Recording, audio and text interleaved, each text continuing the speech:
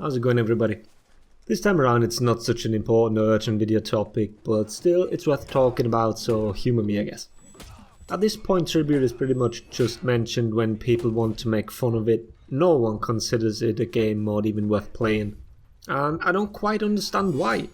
I like tribute, I really do. I think it's quite a fun game mode, and I honestly don't understand why everyone just shits on it. And don't get me wrong, it has its flaws, and I don't expect to somehow populate the game mode with this video, but at least hear me out. I want to highlight some of the flaws that plague tribute as it is right now, some inherent, some caused by changes to the game itself, without the mode in mind.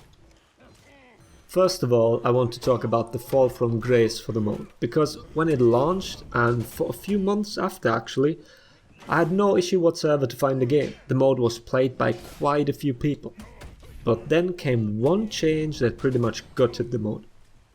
Back when the mode launched, it was just Dominion and Tribute in one of the 3 spots on the map.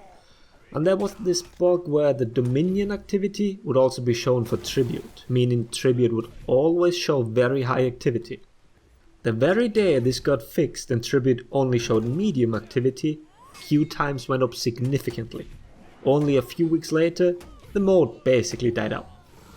So a bug kept the mode alive for months, and a fix for it was the death sentence. Posing the question whether it was the game mode's fault that less people played, or was it that players are incredibly easily influenced by the activity meter. People have asked for accurate numbers to be displayed there for ages, and Ubisoft has never responded to that request. Maybe now people understand why.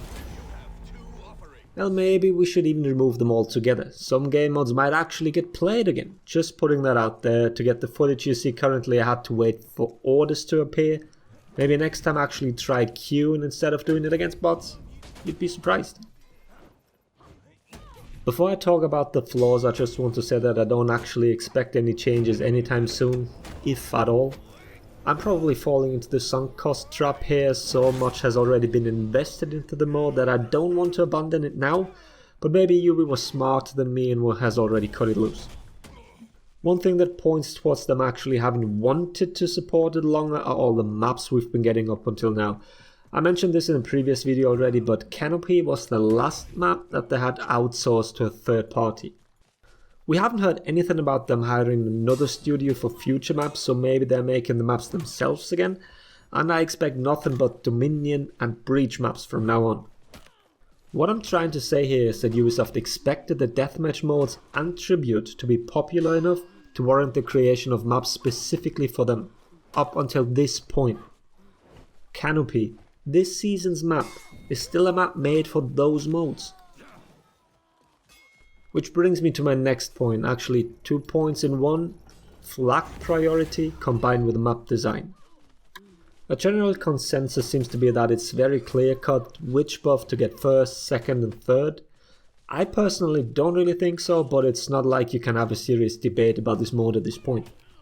Let me just bring up one thing that influences the priority, and that is the placement of the tribute shrines on each map. Not the overall base placement, I'll talk about that in just a second, but the placement of each specific shrine, because those aren't created equal, not by a long shot. Some of them are way easier to defend than others. Which means that even if you want to place, let's say, the shield tribute, if the position of that shrine is total shite, then doesn't the priority of the buffs change because of that? But at the same time, that doesn't devalue the buff itself. The buff is still as strong as ever. So now you have the issue of each individual shrine not being placed in equal positions for each team, and on top of all that, For Honor maps aren't symmetrical, which means the whole base for each team is in different positions, making it another balancing nightmare. Entry points, environmental hazards, distance to the initial spawn points of the tribute flags, all that comes into play here. And we had quite a few changes early on to these bases, not just individual shrines that got moved, we had whole bases uprooted and placed somewhere else. Tower Ruin got the zip lines, the map didn't have those initially, that was a change specifically made for Tribute. Ubisoft tried to improve the maps, and a lot of these changes definitely were for the better, but asymmetrical balancing is an unthankful task. Which brings me to another point, and I'm fully blaming the community here. Expecting just a little bit of teamwork from a random player that the game assigned you is not allowed. You're immediately labelled a tryharding sweatlord because playing for fun apparently means that you're not allowed to play effectively. Without flying off the handle here into another rant, what I'm trying to say here is that on a base level, Tribute might require a little more thinking than Dominion. I'm not saying that the skill ceiling is higher, so calm your tits, but I think that Dominion is more forgiving regarding your choices when it comes to random matchmaking. That's why we saw sub 2 minute wins in Tribute back when 4 stacks were still running rampant in the mode. Who goes to which flag to plant first? Do we leave someone in a 1v2 to run away with the flag? Do we abandon a place flag, or do we defend? And if you played the mode before, you know how easily it can swing the other side. If you die at the wrong time with 2 or more tributes on your side, your respawn timer will be stupidly long, and by the time you respawn and grouped up, you might face a fully buffed team sitting inside their base defending. So 2 more things I want to bring up here. The strength of the buffs. This was never adjusted as far as I know, they are still as strong as when it released. And these buffs skew fights massively towards the side that has them. A 20% attack buff isn't negligible, neither is a reoccurring 25 HP shield. People will always either claim the buffs are too weak or too strong, another balancing nightmare. And the last thing I want to mention are revives. There are no healing points in Tribute, only feats, perks and executions will let you regain health.